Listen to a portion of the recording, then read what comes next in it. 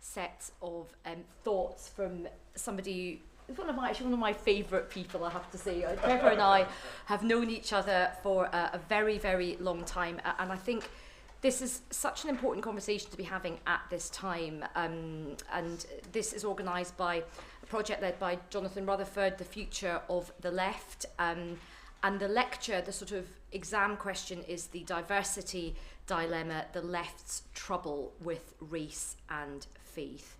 Now, I think this is a really interesting moment to be doing it. It does feel like these issues of race, faith, identity, politics, the culture wars, if you like, social cohesion, they've never felt more significant or vital, and yet they've never felt more sort of tense as well. And it feels like, I would argue, we've sort of had the sections of the left really pulling in one direction in quite a censorious way, which has not been helpful. And I would argue that strands of my politics on the left have tended to sort of lump people of all different ethnic backgrounds into this sort of very lumpy thing called BAME, B-A-M-E, and we've just kind of seen them as sort of people who come and vote, and you can weigh the votes in those sort of areas, but we haven't actually done that much more sophisticated thinking about, what does modern Britain look like? What do different communities within modern Britain look like? And I think we've both taken people for granted, and we've been scared to have these sort of conversations. So it's really, really important. Then on the other side of the right, which I've actually just seen flared up today again, you've got people on the extreme of the right who are now saying, even Rishi Sunak is not English enough to be properly called sort of English. So there are incredibly important fault lines going on. And I mean, personally, I think as well, with everything that's just been happening over the last 3 weeks, not just the social contract, but the kind of post-war consensus, the threads are all being pulled on it, and that's going to have ramifications for us as a society as well. And our society has got different communities in it. We are going to have some very, very big, important conversations with Britain as a whole. So I think these conversations are so important. So I'd really like to thank the Policy Exchange, particularly Dean Godson and Julia Misson, for their support and their commitment to this project, Future of the Left, and for putting on this event today. And Future of the Left was set up to support the government to develop a political narrative and its policy programme. And Trevor's talk is very much part of that conversation. Of course, we know that there's been a huge focus on the economy. We know that the government has these 5 missions. We know that geopolitics is incredibly important. But this issue about culture and society and social cohesion, we must not forget how important that is, particularly after real inflection points like the riots we saw last summer as well. Now, Trevor is somebody who, for a very, very long time, he's had a long and distinguished career as a politician. I think somebody who's kind of helped shape society, and now as a brilliant, brilliant journalist and broadcaster. He is, of course, the presenter of, I think, one of the best Sunday political programmes, apart from my own, of course, on Times Radio, 4 till 7 every Sunday afternoon, just in case you're interested. He's got a brilliant show, Trevor Phillips, on Sky on Sunday morning. And I think what's great about the show, it's a longer show. Trevor does brilliant, incisive interviews, but he also gives his panellists time to breathe. We have really, really interesting discussions. But he also has a great hinterland in this area as well. He's a senior fellow at the Policy Exchange, but he was also a former chair of the Equalities and Human Rights Commission. In fact, he was the first chair when that organisation was brought together, and didn't always actually have the easiest of times. I was an advisor in the last Labour government, working on equalities, working for Harriet Harman and Gordon Brown. So Trevor and I had a very close relationship in very difficult sort of circumstances. So he's somebody who has thought really deeply about this stuff. He's got a real track record in it, but he's also somebody who's not afraid to question himself and update his own thinking, and has the courage, I think, to provoke and ask some challenging questions as well. So we are going to have some really interesting reflections for him. Trevor's going to speak for about 25 minutes. We're going to have a wee conversation afterwards, and there'll be plenty of time for questions, so do please think of some questions. But ladies and gentlemen, please welcome to the floor Sir Trevor Phillips. Well, thank you for that very kind, almost too kind introduction, Aisha. I think actually you're bigging up my programme because you're actually the most frequent contributor to it, and actually save my bacon on many occasions. And it's true, Aisha and I have been at this particular scene for quite a long time, and when she was special advisor to Harriet Harman and I was chair at the EHRC, I think we made common cause, mainly because everybody else hated both of us. So we've been through a lot on this. Indeed. Also, my thanks to Jonathan and to Dean and Julie at Policy Exchange for giving us the opportunity to reflect on the issues that confront the left in politics.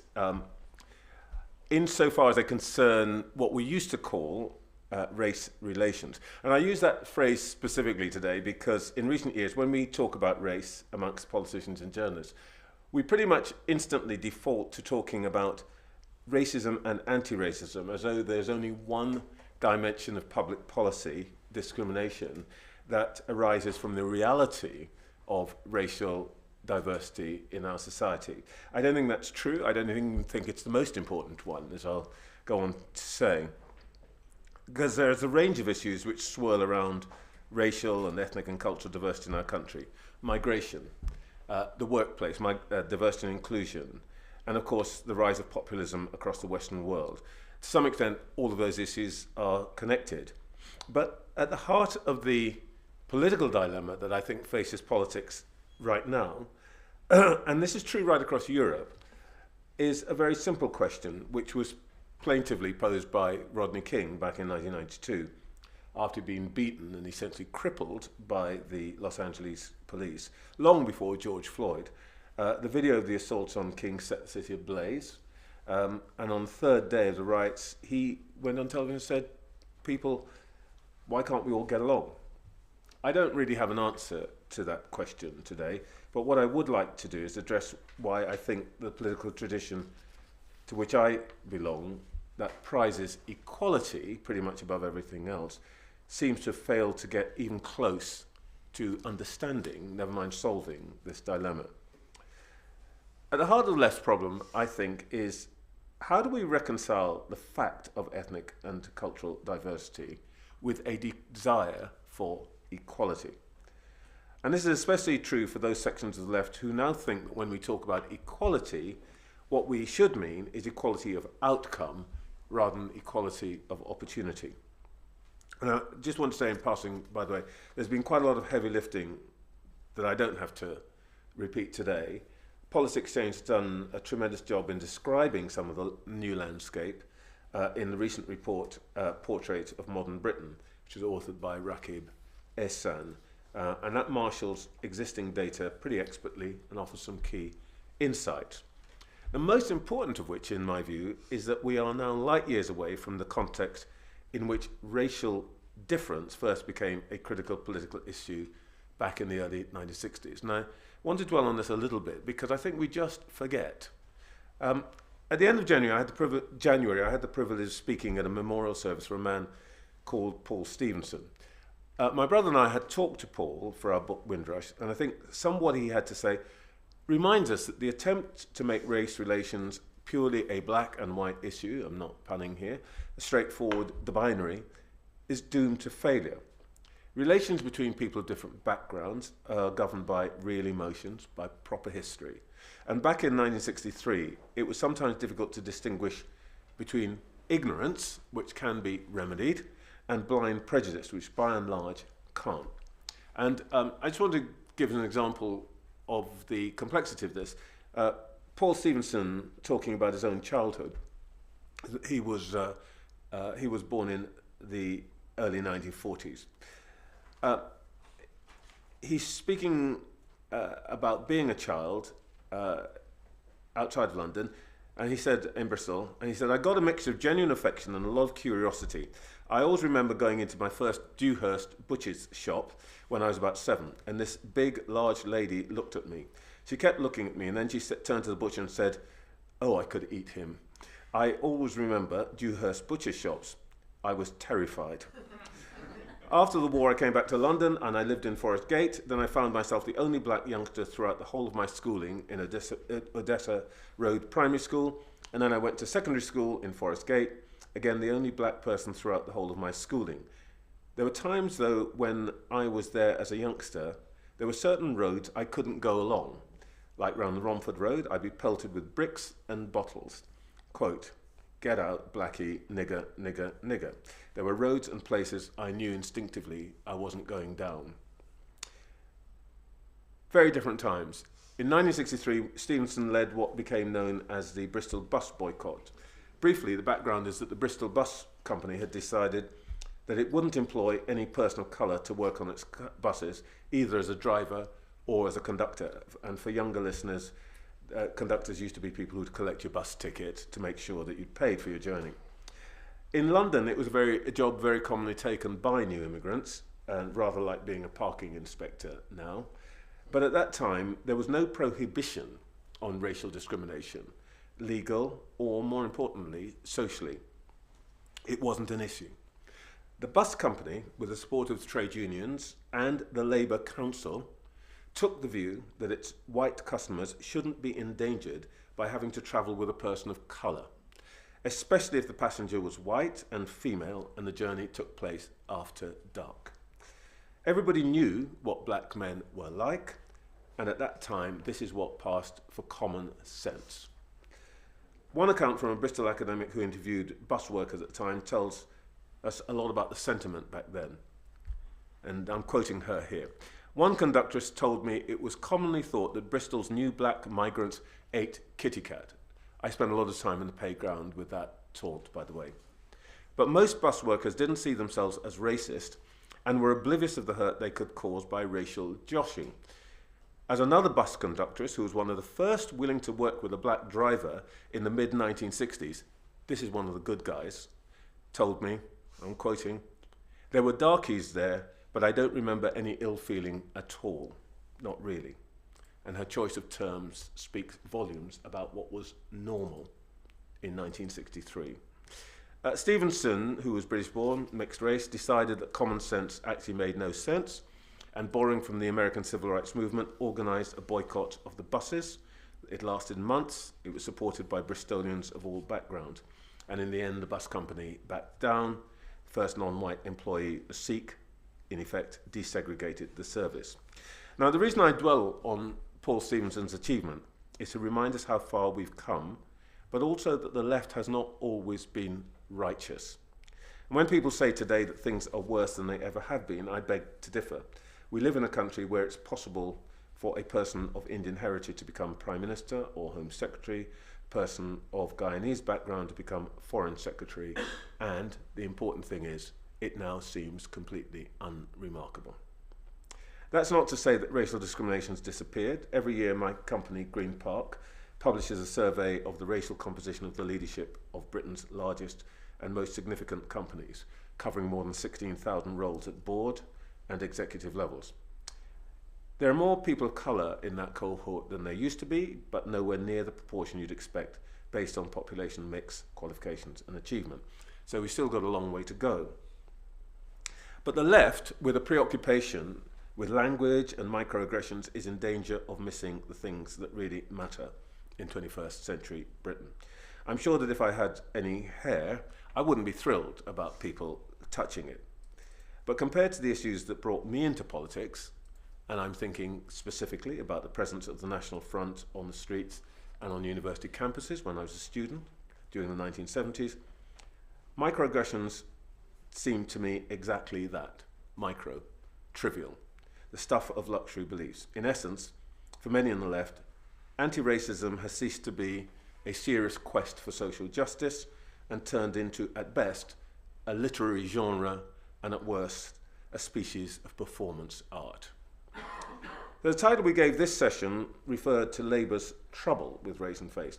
On reflection, I don't think I was entirely right to choose that. I think that Labour, in essence, has a colour problem. In fact, it has two colour problems. One colour problem is how it addresses the dramatic changes in number and diversity amongst black and brown Britons. The other, and in my view the more difficult issue, is what might be described as Labour's red, white and blue problem. Think red wall, white van man, blue Labour. With Mr Nigel Farage targeting what used to be seen as a Labour vote, the left has yet to find a compelling response to the concerns of former Labour voters on immigration, race relations, and social and cultural change. The left has to craft a single answer that satisfies both groups within its social base without falling into a contradiction. I want to talk about how I think we might analyse this and how we might get this. And both of these colour problems are related, but for the sake of clarity, I'm going to deal with them in turn. Historically, the left has approached race relations with two basic assumptions, both of which are basically outdated. The first assumption is that we're all the same under the skin. Colour's merely an incidental feature of human life that can be used by wicked people to divide society, in particular the working class, and you get a lot of conversation about our DNA and all of that. The problem with this assumption is that it's so clearly not actually true in the sense of responding to the way people live and think of themselves. Specifically, I would say it suggests that somehow the pride that ethnic minorities have in their different identity should somehow at some time be eroded, that we should forget what we are. I don't think that anybody who describes themselves as black or of Indian heritage or Chinese heritage these days would take very kindly to the idea that there's nothing that separates them from their white friends and neighbours. That is not to say that we don't share interests or ambitions, but it does say that we bring different things to the party, different expectations, different desires. And objectively, COVID, for example, demonstrated that there are diverse needs in our society that can't be wished away by people saying, oh, we're all the same, because we aren't, and we weren't.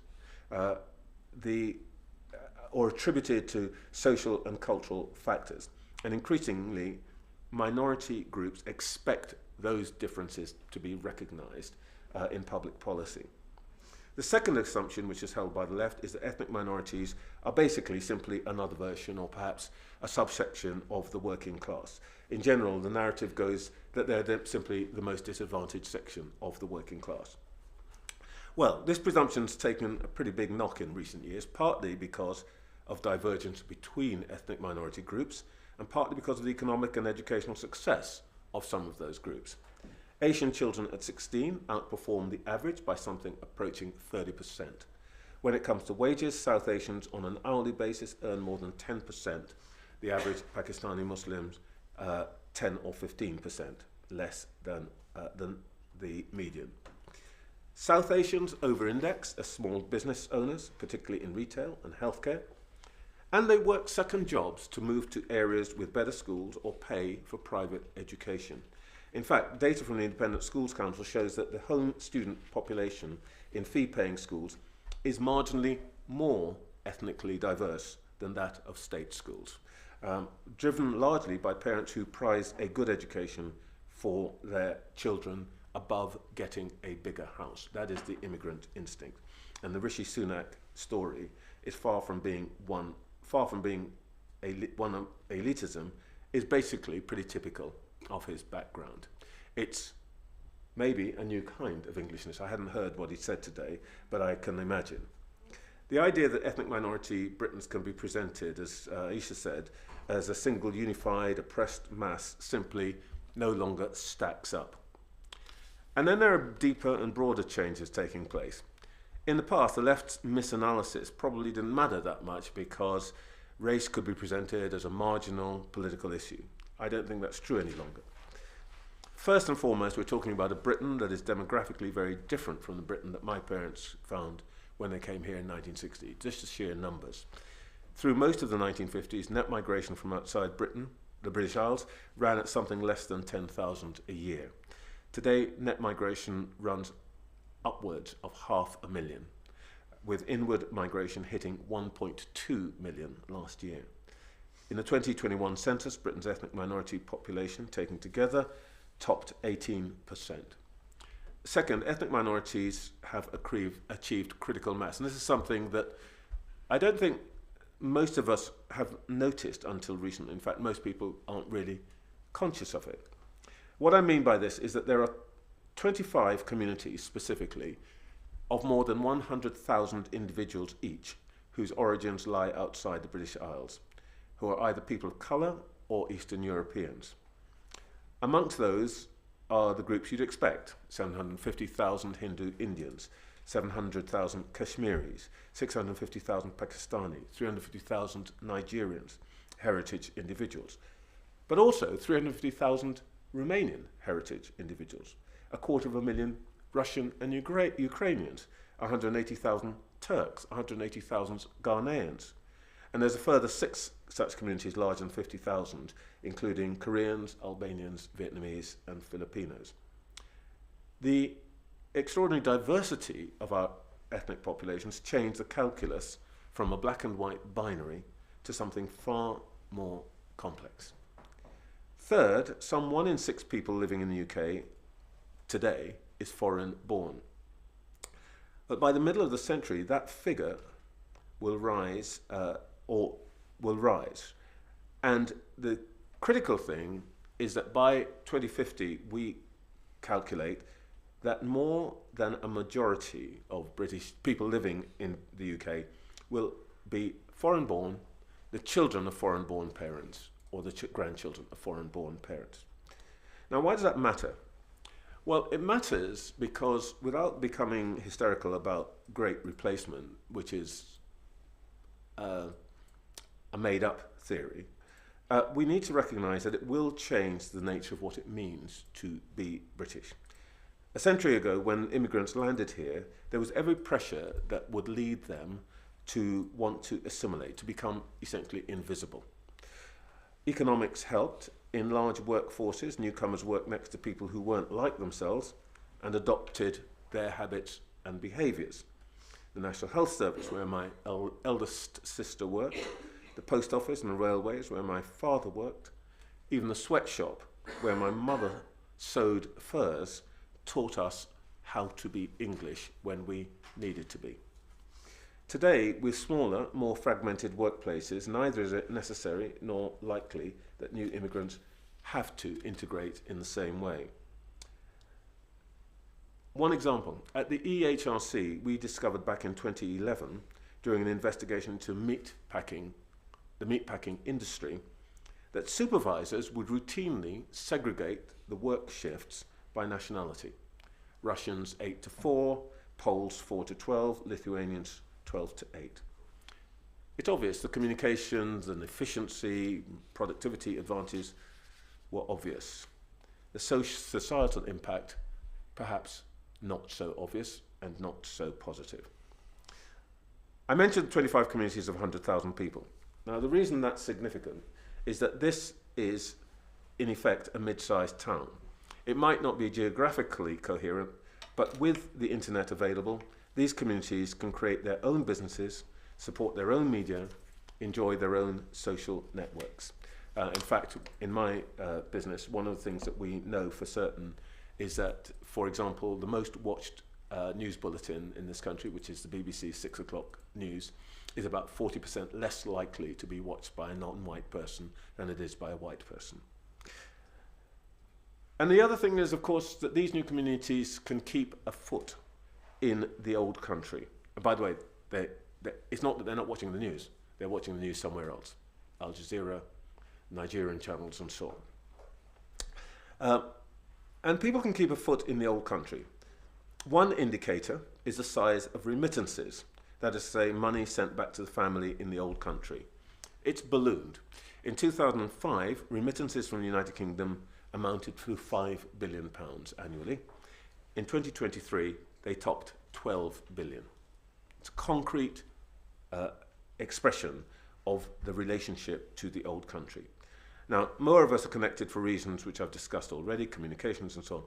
But there are always new reasons coming this week, and just at a personal level, my sister called me the other night, she lives in New York, to remind me that now Guyana, which is where my family comes from, is offering land to those of Guyanese heritage, no matter where you live in the world. There is an incentive to buy land in Guyana. You can't, I can. Guyana is about to become the richest small country in the world, courtesy of its oil reserves, which are larger than those of the North Sea. And we're talking about these riches being distributed between a local population not of 70 million in our case, or 7 million, but 800,000 people. Now, we want them to share it with the diaspora because that's only fair, but we'll see how that works. But land values, it matters, it's concrete. Land values have risen by a multiple of maybe 20 or so since I left Guyana, and they will continue to rise. So you can see the advantage of the offer being made by the Guyanese government to people of Guyanese heritage. It's a small and particular example, but it's not atypical. I will just say this very briefly. I don't think 20 years ago I would have imagined a cabinet minister losing her job because of something that happened or that her family did in another country thousands of miles away. We're now in a very different place, and the point of all of this is that politics is confronted with a very different ethnic landscape than in the 1950s and 60s, when we considered race relations a largely binary phenomenon, and the principal objective was to eliminate discrimination, encourage integration between white people and everyone else. The realities of 21st century Britain present a very different challenge. In the past, the minority diasporas were both small and, as I said, disconnected from the old countries, and that's not the case now. And there is another, and I think, very potentially dangerous issue emerging. For many decades, diaspora groups demonstrated against each other, argued in cafes, generally played out some of the disputes of the old country. Anybody who's from an immigrant background will know that their grandparents always disliked somebody else from the country because of something that happened a century ago in some village that you'd never heard of. But all of that happened out of sight of most of the rest of the country. It didn't matter. Last year, the demonstrations over Gaza, the conflict the year before between Hindus and Muslims in Leicester, brought conflict which had taken place thousands of miles away to British streets. I wonder how long before the 250,300,000 people who are variously of Russian and Ukrainian backgrounds find themselves in some kind of conflict here. So all this is for me to say that those who argue that race is merely a proxy for class division, the objective facts show that that is pretty much a hopeless fantasy. And for Labour, those changes have a clear electoral impact. When I first covered general elections in 1983, the expectation was that virtually all voters of colour would vote Labour. And with the legacy of Powell still strong in the electorate's mind, the Tories would never break 10%. The ratio we normally reckoned on was something like 10 to 1 Labour-Tory. Last July, white voters broke 33-25. Non-whites, 40-20, 2 to 1. Not 10 to 1, 2 to 1. Something like a fifth of all minorities voted Conservative, even in the Tories' worst performance in decades. The single most loyal Tory demographic, bar none, was Indian Hindu. Labour did worse amongst Asian heritage voters, 42%, than amongst blacks, 64%, but in all demographics, minority demographics, it lost black and brown voters. And of course, because of divisions over Israel and Gaza, it lost 4 seats to independents and almost lost 2 cabinet ministers in Wes Streeting and Shabana Mahmood. But for the Labour Party in particular, there is also a related but different colour problem, which I would say actually is even more acute, what I described as the red, white and blue problem. All major political parties exist because they represent a social base of some kind. I had the privilege of interviewing Neil Kinnock the other evening, and he spoke eloquently of the origins of the Labour Party in the Welsh valleys, the realisation that after the Taff Vale legal judgment that reduced the power of trade unions, they had to have parliamentary representation. In essence, the Labour Party arose both out of political necessity, but also the social and cultural realities of the Industrial Revolution. Labour's Red Wall, for example, consists of what were once company towns, built on coal, iron, salt and water. Mining towns, ironworks, chemical industries, docks. Around them was a cultural ecosystem, which, for example, included the workers' playgrounds in Blackpool and Southend. Well, as we all know, both technology, rise of manufacturing, In Asia, policy of the 1980s shattered both the economic and cultural base of the party. The so-called Red Wall didn't just lose jobs, but it lost an entire culture. Working men's clubs, brass bands, churches. People who walked to work, to the pit or the steelworks, and who could see their grandchildren by popping round to the next street, now need to travel to Leeds or Manchester. And if they have jobs, since the pits or forges closed, they have to get on a bus, which is not always on time, by the way, and they need to go to an industrial estate miles away, and they work on a line next to someone who probably doesn't speak English the way they do and doesn't live in their village. And what perhaps is even more important is the expectation that your son, and bear in mind, I'm talking largely about male-dominated cultures, because that was the Labour culture, that the expectation that your son would follow you down the mines or into steelworks were dashed. Those changes have dissolved the automatic loyalty to the party. Last year, Reform came second in over 90 constituencies, and 9 out of 10 were won by the Labour Party. Farage makes no secret that his target, people who we used to describe as natural Labour voters, and the 4 million or so votes he won last July, by no means all former Tories. What they definitely are people disturbed by the direction and pace of change in our society. And much of that change has almost nothing to do, objectively, with race or race relations. It's a consequence of technology, of the economic crash of 2008-9, of the fact that for the first time in a couple of centuries, the generation entering the workforce knows it can't expect to enjoy the fruits of growth in the way its parents and grandparents did. But it takes place against the background of ethnic change, and politically it's easy to connect the two. And let's be frank, for many people this is a zero-sum game. If people who are not us get something, then it means we're not getting something. The left doesn't have a story yet to deal with that. So what now? Let me just say a few words finally about how I think one might approach this. These are some of the challenges. Minority population has changed, larger, more heterogeneous than ever before. Its needs and preferences and interests are now significant. It's big enough for those needs and preferences to be significant for the society as a whole. And set against that are what the majority Britons feel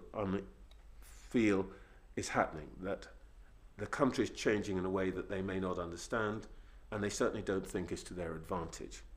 It's an issue for all political parties, but for some of the reasons I've given, I think it's a bigger problem for parties to the left, since these confrontations are happening on their patch. Now, there are a million things I could propose, but very briefly at the end of this talk, let me suggest a few things that left, by which I really mean the Labour government and its wonks, need to start thinking about. And I'll divide them into 3 categories: strategic, policy, and administrative. Strategic. First thing, stop thinking of race as just another aspect of social mobility or just another kind of protected characteristic. The lines of racial division is unlike all other isms for one simple reason. In the case of most human characteristics, sexual orientation, disability, gender, sex, it is either possible to imagine yourself on the other side of that line, or you have an intimate relationship with somebody who is on the other side of that line. Even I had a mother. But for most people, most of the time, race lies behind an opaque curtain. And by the way, if anybody kids themselves that we're all sort of happy-clappy, multicoloured and all the rest of it, I can give you the data on segregation. Most of the time, most people in this country do not meet somebody of a different race than themselves. And certainly they don't spend much time, much discretionary time with them. It's one reason that this is also difficult to talk about and why the left is so afraid of it. In practical terms, I think that we've got intellectually to separate the issue of race relations from the pure territory of discrimination and equality. Secondly, I think we've got to recognise that in this country we're very different to the United States, partly because of the fragmentation ethnically of our population, but actually for a good reason, the way we manage race relations. In the United States, race is essentially a segregated business. They've given up. Most people live in their own territory, they marry within their own community.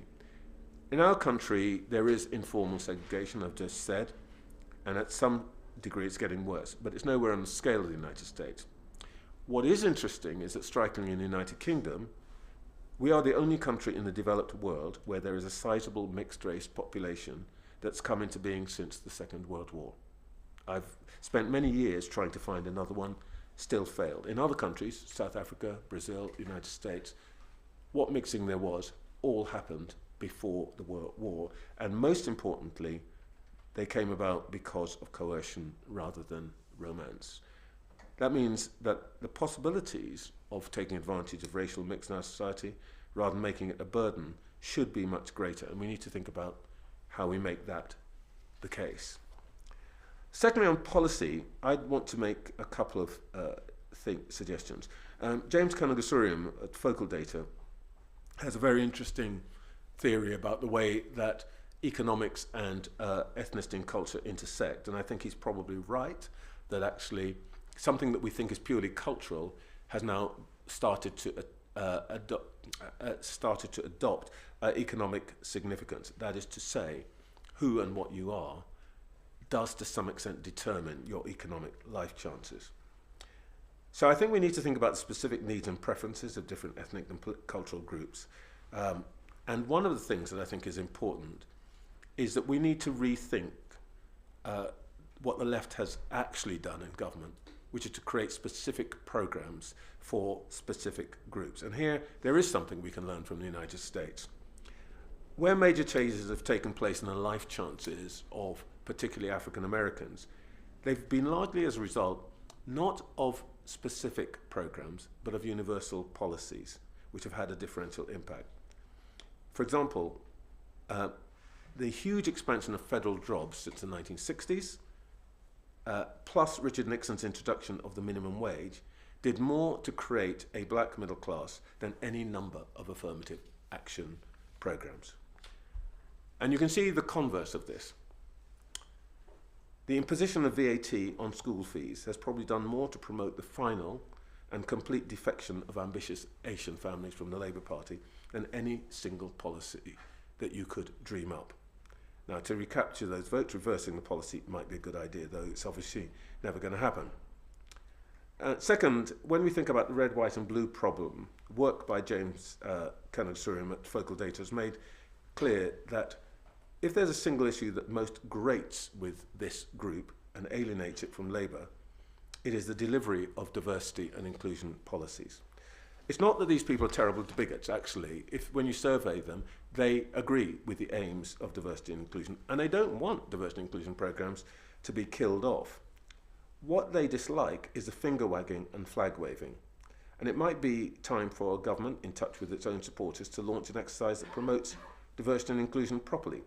Perhaps even licensing practitioners and advisors. I'm astonished at the number of people who earn vast amounts of money for talking nonsense in this area. It's bizarre that on both sides of the Atlantic, governments and corporates spend north of $20 billion a year on diversity and inclusion programs. $20 billion. And the people who dream up those programs have no qualifications whatsoever. To be an accountant, you've got to pass some exams. To be a diversity and inclusion advisor and spend $1 million somebody else's money, you just have to be black. Finally, structure. I want to just make one point here, that we've had a Minister of Equalities for nearly 2 years, but that minister has almost always been a woman. Her title is Woman and a Minister for Women and Equalities, and it's a clear demonstration of what's mattered to Labour. I think it's time to separate the responsibility for integration from the equalities portfolio. If I had my way, I'd connect it directly to the immigration portfolio and create a single Ministry of Immigration and Integration. The truth is that most people in this country have no idea how many people are coming and going. I can say there's a net migration of 500,000, but what ordinary person understands that? What they do know is what is happening in their schools, in their GP surgeries, and in their high streets. There's change, and insofar as they understand what that change means, they don't like it very much because it feels like the zero-sum game in which they are losing. This is a problem of integration. communication, explanation, and connection.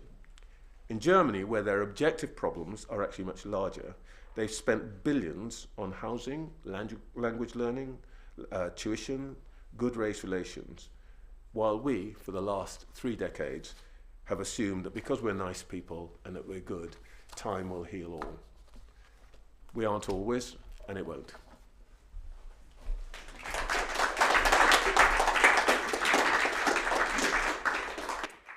Well, thank you so much for that, Trevor. So many interesting thoughts and ideas, and I think some provocations. Now, I'm going to have a bit of a chat with you, and then we will open up to questions. I think I just want to pick up on this, something that's just really jumped out at me, and I actually do agree with you, is the issue of integration.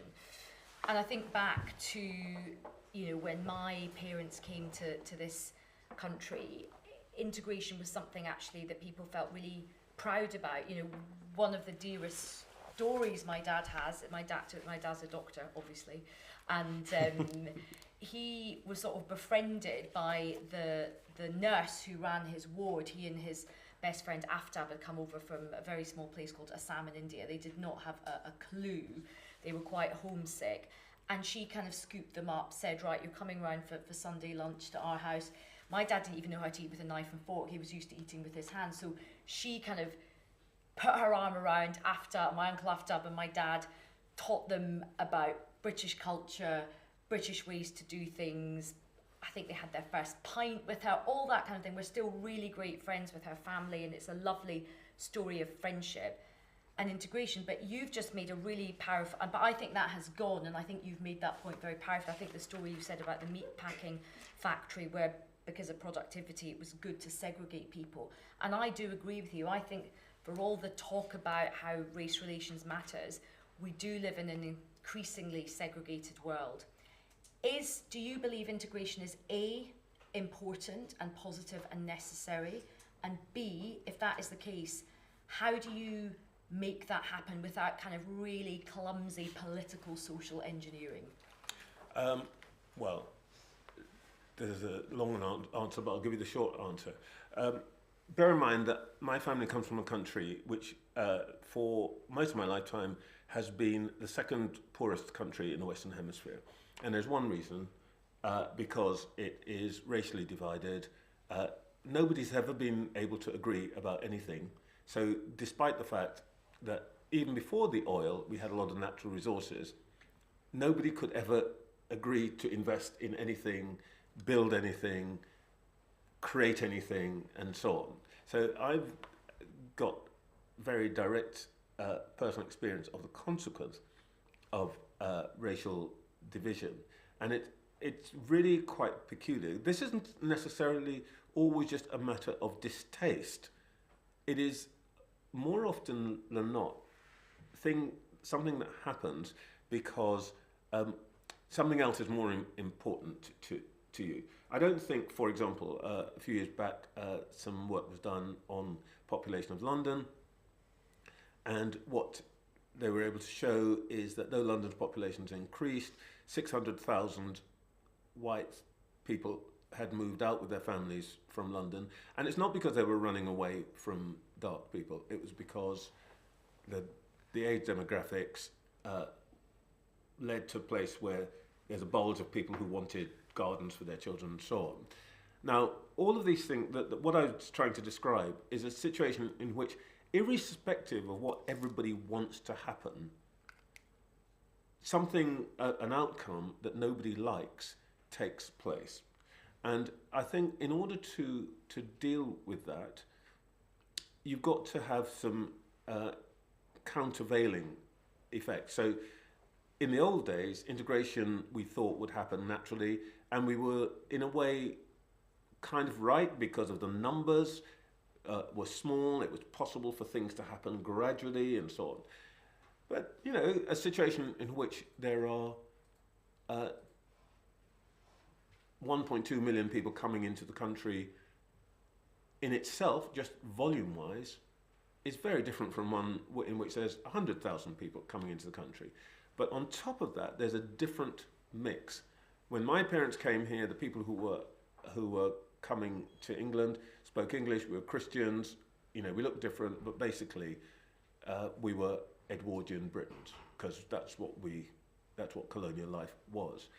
Today, you know, you have people coming from all over the world, and in my mind, that's a great thing, by the way. I think it's a fantastic thing. I think it's, if I were going to talk about what's successful about the United States, I would say that is above all and completely the thing that has made the United States the powerful actor it is, able to, in last week, bully everybody else in sight.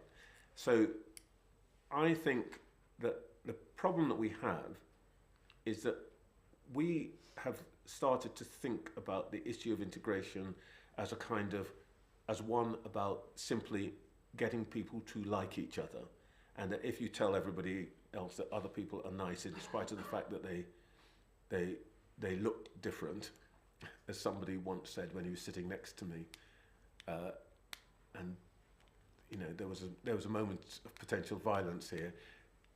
I'd spoken at some committee meeting, and the chap wanted to support what I'd said, so that he opened his remarks by saying, "I completely agree with Trevor. I don't see him as black at all."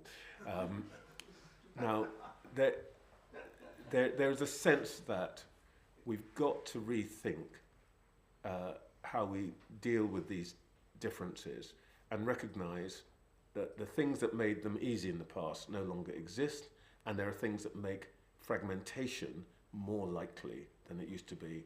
And the only way you deal with that, that's the point of public policy, to find answers that play up or emphasise the things that bring us together and de-emphasise the things that take us apart. But how do you think that's achieved? Because that, you're absolutely right, that is the thing that everybody, that's the thing that most sensible people want, and there's a whole focus on, you know, we don't all have to be the same, and I think that is a mistake that's been made in the past. You know, there's lots of stuff that we have in common, but what successive governments and thinkers have, I think, really struggled with is how do you actually do you do a sort of Brendan Cox, more in common, have, you know, they try and do a day where people get together and have like a picnic or a street party or a, I mean, I find that quite laboured myself, but what's the way? Do you do it through, is it workplaces, is it schools, is it people having space to become friends? How do you do that? Well, I'd say you've got to do some really concrete things, and the state has to exercise its power. I've always, for example, been in favour of setting limits on the mix in schools.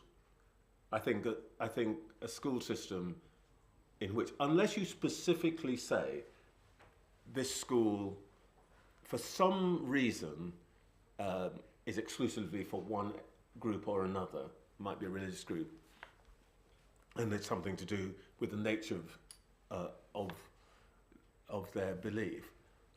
I think, but that isn't what actually happens. That we have many schools where actually the ethnic group, an ethnic group dominates this school, and literally 5 minutes walk away, there's none of that ethnic group in the other school. Now, you might say, okay, well, that's to do with parental choice and all the rest of it. I think you've got to limit that. I just think that's where the state intervenes. I don't think you can quite do that in a workplace, but I do think that data is helpful. I think nobody quite ever wants the story that they feel uncomfortable to be told in numbers. And if you do tell it in numbers, and it's not comfortable for them, they try and change it. So the meatpacking factory thing would be an example. So transparency, but also limits, I think are the place I would go. So you've spoken very honestly, and I would agree with not everything you say, but quite a lot about what you say in terms of how the left have viewed this agenda, and I think that the left has sort of lost its way on some of this stuff.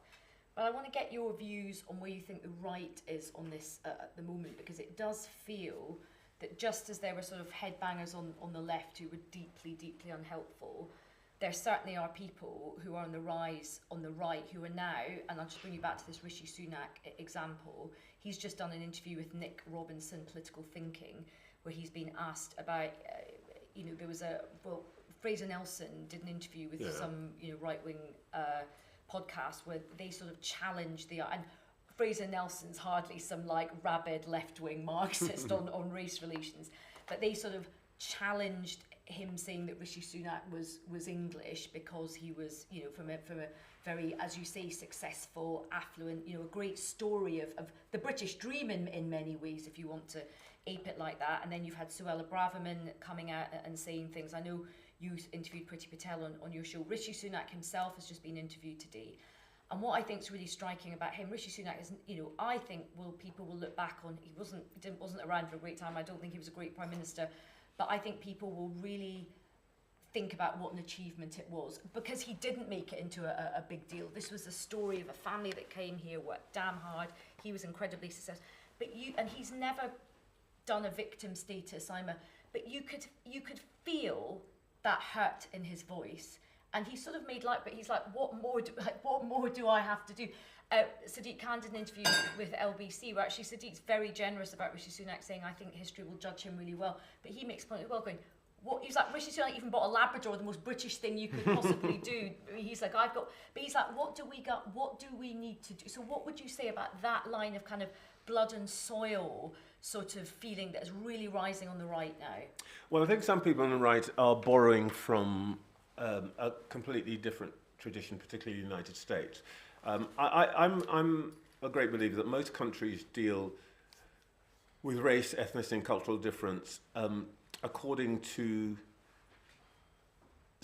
what they think about themselves, what their national myth is. I've got a Canadian friend. We were discussing something like this, and I'd said to him that I thought the point about the United States is that it's a country of immigrants who have fled somewhere else because they want to be exactly as they want to be. And America's big enough and rich enough to allow you to find a place where you can be exactly as you want to be. There's no other way to explain Utah, for example. So you can understand why, their myth is, their national myth is a cowboy. He goes to the frontier, he plots out some land, and it's his place, and he is exactly as he wants to be, right? And my Canadian friend said, you're right, that's exactly, we're a frontier country too in Canada, but you know what's different about us? We just have a very different approach to these things. Our national symbol is a Mountie. The Mountie doesn't go and colonize a bit of the frontier. He goes and he brings order to the frontier. Our national myth is much more to do with accommodation, and you're right to light on the integration thing. I'm a great believer that the most important political figure still in English history is probably the first Elizabeth, because of the doctrine of toleration, which essentially comes down to, I know you've got your funny Catholic ways, and we used to kill you, but you know what we'll do is we will now create a situation in which if you can be this Catholic thing, as long as you don't throw it in everybody else's face, and you just get on with it and recognise the central authority. That is, in a way, the British way, and why I think Suella is wrong, because she's casting Englishness as ethnic authority. Actually, the point about Englishness is exactly the reverse. The point about Englishness is that, by and large, in this country, it's a kind of cultural, it's a cultural affinity. If you behave in a certain way, you are probably English. I mean, when I go abroad, there's no question that when they don't think I'm American, they assume that I'm English. When I'm in the Caribbean, of course I'm English, because when I go into a shop, I queue. That's what we do, right? So I think this whole, the whole thing is getting a bit flammed up, isn't it? The truth of the matter is we know who we are. We know that by and large, it is not an ethnic thing in this country. We are open to, and that's why we're successful, by the way, and why the point I made about the mixed race population, I think that's why that's happened here and doesn't happen elsewhere. Yeah, I think the growing mixed race is a really, really important thing.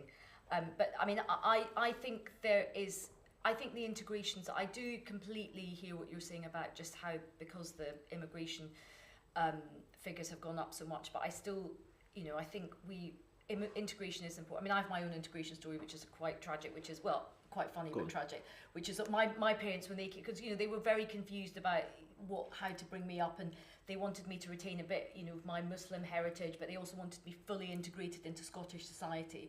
So on a Saturday morning, my mum would take me to learn about my Quran lessons, and then she'd drive me to Scottish country dancing lessons. So I feel like I really had the full spectrum. I mean, I'm not saying take your integration that far, but there we go. I was, funnily enough, the only brown kid in the Scottish country dancing kind of lessons. But it's a serious point. I mean, the first, in modern times, big wave of migration was Jewish. And one of the things that the debates that has always been, or was always, live in the Jewish community in this country was, how do you create an English version of being a Jew?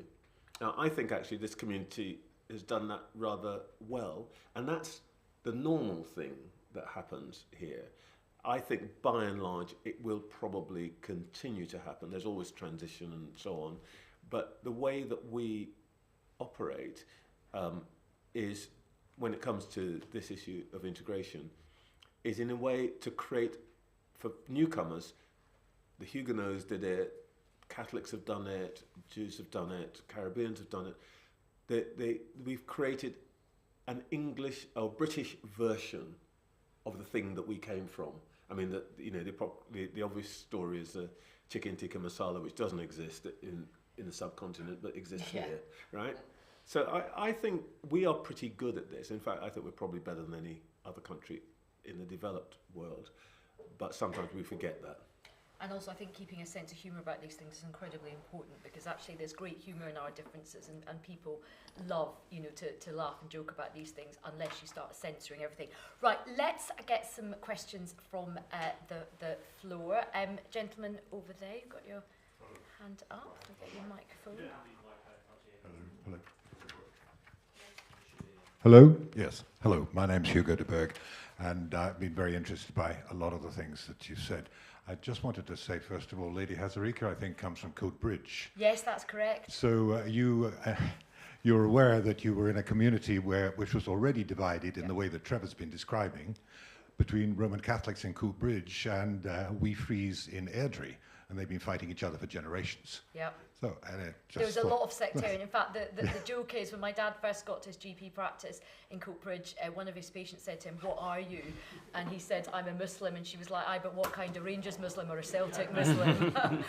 My dad actually had to have separate cleaners, because it was so segregated that we had orange marches. It was fully, we had one cleaner would not clean the Catholic doctor's room, another cleaner wouldn't clean that is how, so yeah, I have grown up in that's my wheelhouse. Thank you for knowing that. I think that was a point worth making, but I really wanted to ask Trevor about his views on education. I have young boys, relatives who go to a Muslim school, and I find myself very shocked by the way in which the school wants to distinguish them and make them feel different and not part of British society. But it's not just the Muslim school. I also, amazingly enough, this is modern Britain, have relatives who go to a Roman Catholic school, which is in exactly the same game. They tell the boys and girls that they have nothing to do with these Anglicans who are all decadent and so forth, and they must be very aware that they come from the Roman Catholic tradition. And then I'm also involved with the Anglo-Chinese school, where there is a completely different point of view, where everything is looked at as if it were equal. I think that's the better idea. But what would you do with Muslim schools and Roman Catholic schools which try and make the children feel that they're not part of mainstream society, unintegrated? What do you think about that?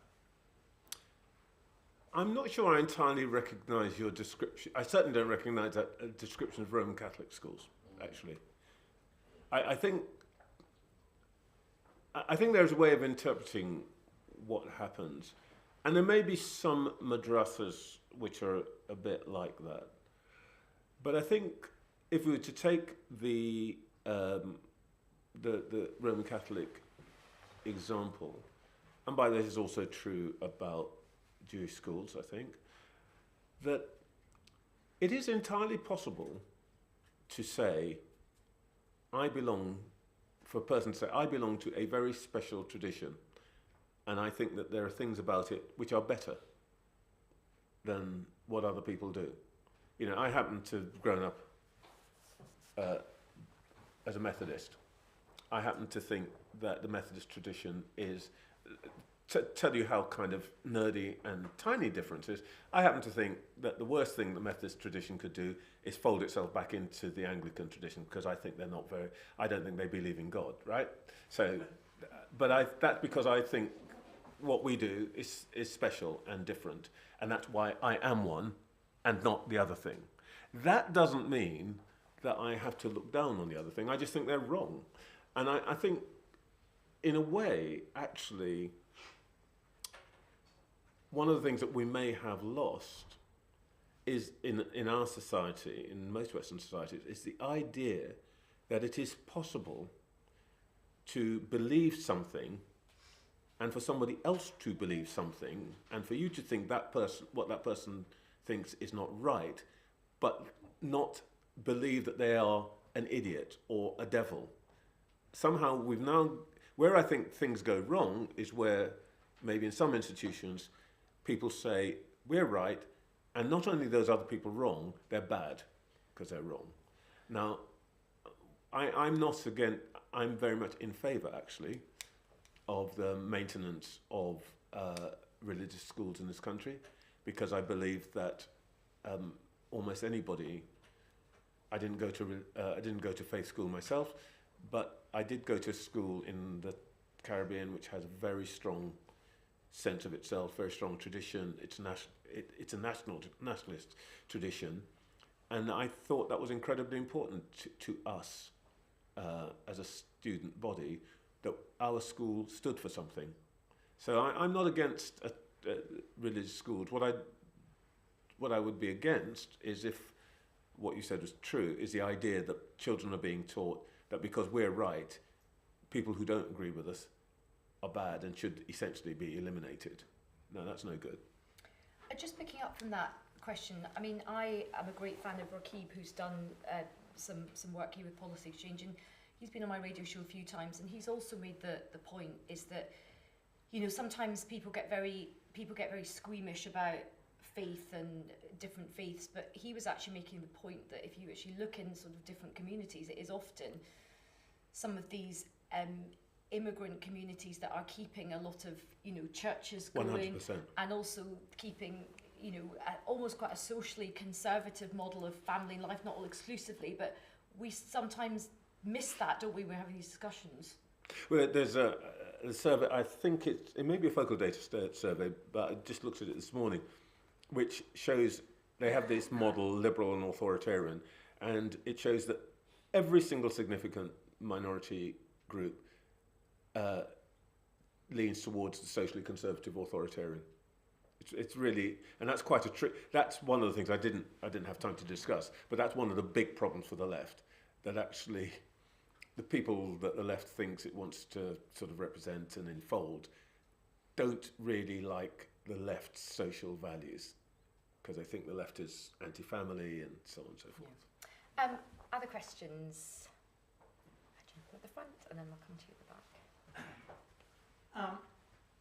Trevor, thank you. That was very stimulating. My bit of revelation, I practiced immigration law for about 20 years, so I know I'm a white boy and I know my place. So I learned a bit through my clients about the world I've lived in. I've lived in England since the 60s, starting in Bristol, and I think I've experienced our post-World War II history from beginning, middle to end. I have been thinking in the last year, 2, 3, that we've reached a particular turning point on the question of immigration. For the first time, it's become a demographic question. And for the first time, I've gone to look at the history of the United States, particularly in the 1920s, when they turned against immigrants. And then in the 1950s, when they turned against some immigrants, the Mexicans were in the firing line. You didn't hint at that, but are we not at a point now where immigration is going to become a demographic issue? Well, when you say it's a demographic issue, I mean, it's always a demographic issue. In the 1920s United States, I'm not sure it was really immigrants. I mean, let's call it what it is. It's anti-Semitism, actually, in the 1920s in the United States. That's largely what that was about. I would say that, look, briefly, yeah, of course, there's always going to be people who, for good reasons or bad reasons or real reasons or made-up reasons, are going to say it's that lot, it's their fault. But you have to, I think, deal with what the objective reality is going to be. You know, one of the things that's really striking about Rachel's budget, I'm really surprised that we haven't really had much in journalism to say about this, is that all her numbers are predicated on a continued level of net migration well in excess of 350,000. That's a basic presumption. And growth can't happen without people. Somebody, you know, AI can do a lot, but it can't pour concrete, right? So there's got to be people, and there will be continued migration. The ONS reckons that right now that we will add another 5 million or thereabouts to the population by 2032. It will all come from immigration. So I think the truth of the matter is, you know, whether people subjectively think it's going to be a problem or not, the truth of the matter is our economy is structured in such a way that it absolutely demands it. We can't have growth without more people. Now, there will be a big issue about the extent to which per capita growth changes, because right now per capita growth in this country is negative. And it'll explain. That sounds abstract, but it will express itself very, very simply. For example, in housing, because Angela Rayner wants to build 1.5 million houses. That will accommodate something like 4 and a bit million people. But during the period that 1.5 million houses that gets built, with mostly by people who've come from abroad to pour the concrete, you're going to add another 4 million people to the population. So there is quite a big problem, which I think that the government, and I'm not talking about, it would be true about any government, whether it's left or right, has to explain why it is that it will have built 1.5 million houses, but your son or daughter still can't get one. Now that's quite a tricky thing, and it's one of the things that, you know, we desperately try to avoid talking about because it's difficult, and you know, you've got to be, if you're going to solve it, you have to be honest with the public, and that's not so easy if you're in politics. Well, just to follow up on that, and this is something we sort of touch on when we, you know, come on your show a bit, is if you were advising the government right now, and you've said we need to have an honest conversation, and I agree with you on that, and I think lots of people would, how do you go about having an honest conversation when, as you've rightly identified, you've got reform, you know, nipping away at the heels? Immigration on the whole has an incredibly negative lens on it, but as you say, it's economically imperative. And also, even if you do want to go down the kind of ethno-nationalist sort of view of the world, Indigenous white people are just not having that many children. I mean, there's some hard facts on that. So how would you advise the government to have that conversation if it does want to be honest but not scare the horses? Yeah, I would do two things. One is I would first of all say that the honest truth is we're going to have these numbers. We know that, around 350? Yeah. And we know that is going to happen. But the thing that we are going to do is first of all recognise that this is not an unalloyed virtue. Because what you get is ministers saying, "Oh, it's not. You know, you're exaggerating the numbers. and it's all right-wing bigotry and this and that and the other, and on the other hand going, isn't it lovely, vibrant, multicultural society, why aren't you smiling? I think the first thing that a government that wants to tackle this should do is simply say straightforwardly, number one, economically, there isn't a choice available to us here. But what we can do is recognise the stresses and the strains. And this is why I think that I would take immigration out of the Home Office, and I would create a single ministry which simply has as its function making immigration fair, number one, and number two, managing resources so that it's not just left to the market, and three, ensuring that people aren't cheating. Because actually, that's the thing that most people most dislike about immigration. You know, people say it's about numbers, but that's because politics makes it sound like it's about numbers. But what people really don't like, they don't dislike Mrs. Ali or Mr. Duda, because, you know, Mr. Duda fixes their toilets or whatever it is. What they dislike is the idea that there are people who are cheating the system. Now, I think if anybody was so stupid as to put me anywhere near government, I would make a big focus on the cheating. I would throw people out of the country. I would chase people down. I would do some really quite difficult and unpleasant things at borders. But the key thing that I think animates British people is not actually the numbers. It is the issue of fairness. I think we had a question at the back. Yes. Hi, very interesting discussion.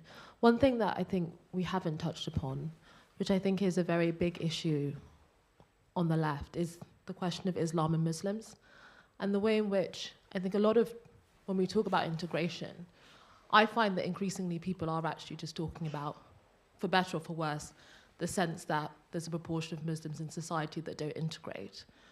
And I wanted to know what you thought about that, because I think on the left, religion has increasingly become racialized. And I think that that's become a problem in the sense that, is someone racist or hateful if they disagree with something that you think is fundamental to your identity, whether that's the way that you dress in a religious way or express your religious views? And as we've become more diverse as a society, it feels like it's become more difficult to talk about those places that there are real tensions. So my question ultimately is, what can the left do to alleviate people's anxieties about Islam and Muslims? And why have they struggled to kind of talk about this? Because I think that this has kind of inflamed tensions quite a lot. I see where you're going here. I don't think most people are anxious about Muslims. I mean, I don't really think this is a country. If I were in France, I might have a different answer to this question, where I think that the hostility towards North Africans is bound up with a particular history and their attitudes towards faith overall, and the concept of laicity and all of that. But in this country, I do not think that most people have a thing about Muslims as people. I don't think, I think that there's also a set of issues which are to do with separating racial prejudice from religious prejudice, which I think befuddles people. So, for example, we have data where I don't think we successfully separate racial incidents or incidents of quote-unquote religious hatred from racial hatred. I suspect most of the incidents that are quoted as religious hatred are actually about race, because I can't remember what the number is now, but something like two-thirds of Muslims in this country are Asian or African background. So there's some issues of confusion. But to come to your specific point about the left, I think that the left does slightly get its knickers in a twist. And I just have myself a very clear line on this. I don't think you can have any objection to anything that someone believes or says. Full stop. Anybody can believe or say pretty much what they want, unless the saying is leading to doing. So somebody can stand on the other side of the street and shout the N-word at me, and I just don't really think they ought to be locked up for that. If they say to their friends, let's go get the N-word, that's a different thing, because that's incitement. So my view about the issue about essentially the left and speech is that I think we ought not to get too muddled about this. And at some level it does become a slightly elite conversation between newspaper columnists. I would want us to worry more about people's actual life chances, the issues of education and health and how we manage them. And that's why I would put it in one box. I wouldn't be so worried about, what people say to and about each other. I think, this is this is a very personal point of view. I think that in politics in general, we don't do enough to enforce people's resilience. Everybody gets themselves into a complete tizzy because J.D. Vance has said something. Oh, who cares? Honestly.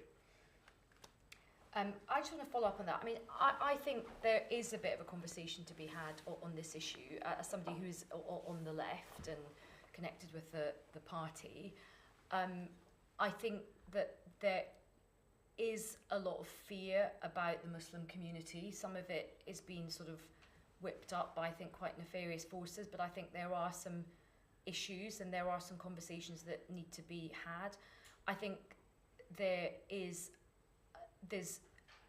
a kind of I think sort of mainstream politics has got itself into quite a difficult position with the Muslim community, where it doesn't really know how to engage with the Muslim, it doesn't really know who to talk to in the Muslim community as well. There are gatekeepers who it's easy for politicians to go to, but they maybe don't represent where a lot of most modern Muslim people are not frightening. They're not the frightening people that some sections of media would have you believe. They're like every other person. They want their kids to do well. We're talking about the immigrant thing. They want their kids to do well more than anything.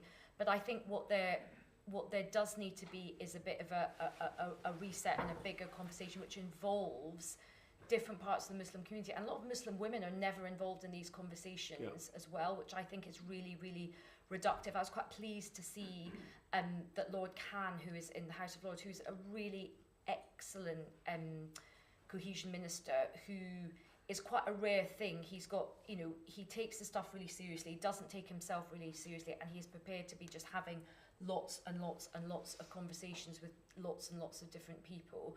The other thing which I think is interesting to note is there was a sort of a kind of a new Muslim network that was sort of set up, and it's early days on that, but I was quite heartened to see that as well, because I think you have to get more voices into this space. But I think we do have to have conversation, and I say this as a Muslim, we do have to have conversations, because at the moment I think there's quite a dangerous vacuum which has been filled by either voices who are not really representative of the Muslim community and doing quite a lot of damage to the Muslim community, or it's been occupied by space who are so hateful of Muslims that it's creating just look at some of the stuff with the riots last summer as well. So I actually would say, as somebody from the left, we do need to start having these. I think it's really important, and I hope that that's something that we will do on the left in a way which is quite meaningful. Sorry, just a quick point, because I think I misunderstood your question. Sorry, forgive me. I think I agree with everything Aisha's just said, and I think a lot of this centres around this issue of the definition of Islamophobia. I don't think we need one. I think it's a complete red herring, and I think that is being used by some people in the margins to gaslight everybody else. That you were going to create this definition and it's going to be of a form that means that if you say this or say that, we're going to come after you. And I now I understand what you're saying. I can see that's a problem. I think everybody should just drop that discussion. I don't think we need it. We've got perfectly good laws to deal with incitement, on all the other things that you could run into, and we should just get out of that territory and focus more on the kinds of things that you've been talking about to do with integration. Yep. I think we've got time for one more question. Oh, the gentleman in the purple jumper. Hello. Can I ask you, is there a question about the immigration? Whether there's a misunderstanding about the people coming in, whether that's good for the economy? Because there seems to have been some figures of late that challenges that assumption. So there was a suggestion that because there are a lot of dependents coming in, and also because I think something like I don't know entirely the exact figures, but 1 in 5 of the last 3 million people that it was suggested to come into the country actually have a job, but 4 in 5 don't. It's something quite high like that. And also, I think there was a figure from one of the organisations, I don't think it was the OBR, it might have been IFS, the other day suggesting that actually immigration over the next to 2050 could cost the country something like £234 billion was suggested, rather than the assumption that most of us have had to this date, that immigration would be good for growth. Yeah. Look, I mean, there's a long answer which involves lots of maths, but I'd say this simply, that you've got to do a sum which says, what is the marginal increase in growth for everybody who comes to live and work here compared with their consumption of public goods?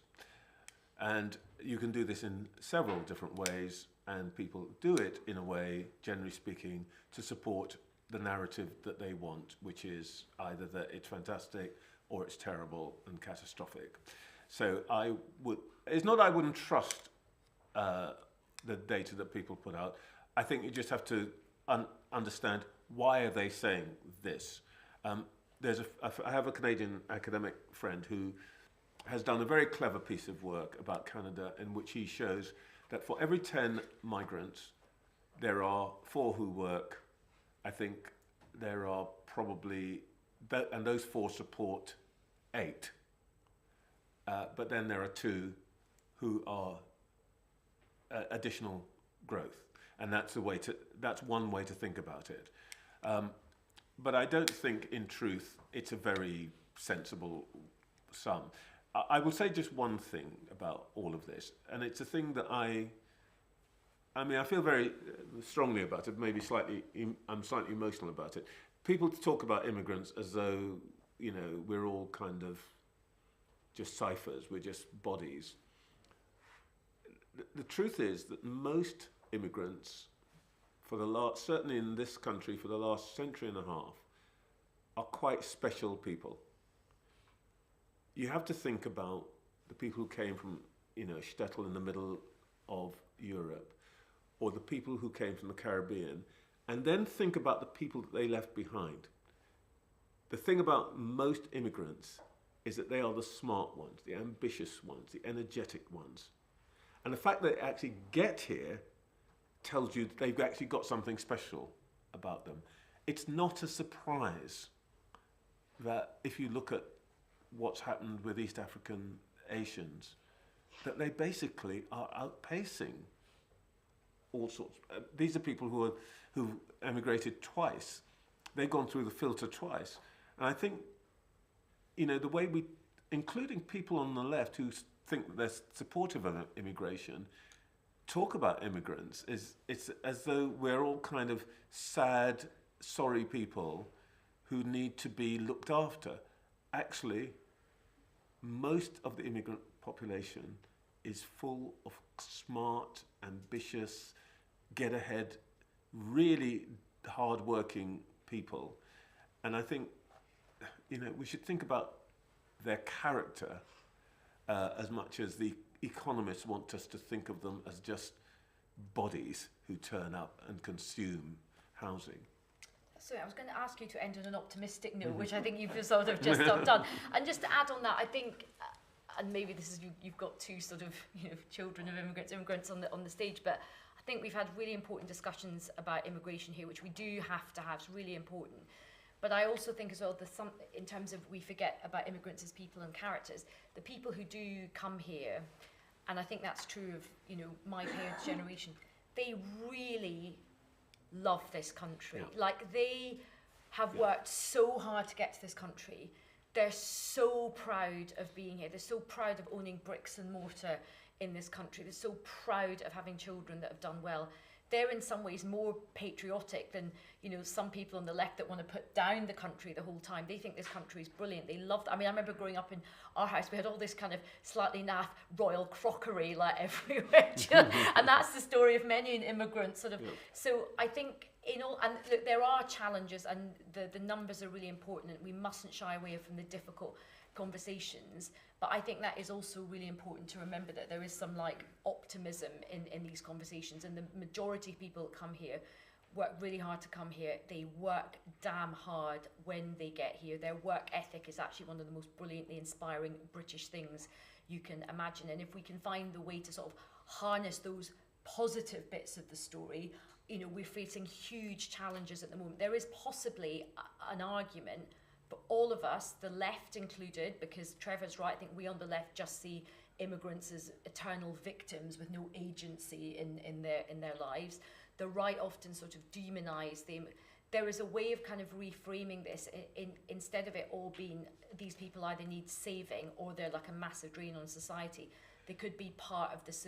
Britain needs to rebuild itself. We've just been having a big discussion about how we need to build ourselves from a military point of view. We also have to really build up the strength and the core of this country, and that is going to involve people who are from different countries, who've had children in this country, and we're going to have to instill a way of everyone feeling pride in this country, because we're going to need it in the months and years coming up. But listen, what a fantastic discussion. Such great thoughts from Trevor Phillips. Let's give him a warm round of applause.